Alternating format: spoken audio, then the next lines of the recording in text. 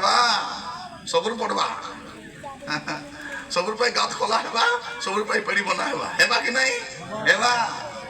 मोर प्रिय भाई बहन माने तार पूर्व परमेश्वर सुजोग देछन समस्त को गोटे सुजोग देछन प्रभु कहिबा पाई चाहंती मोर प्रिय भाई बहन माने एबे किछि हो नहीं एबे किछि हो नहीं तो आमे कोन भाबुछु किछि हबो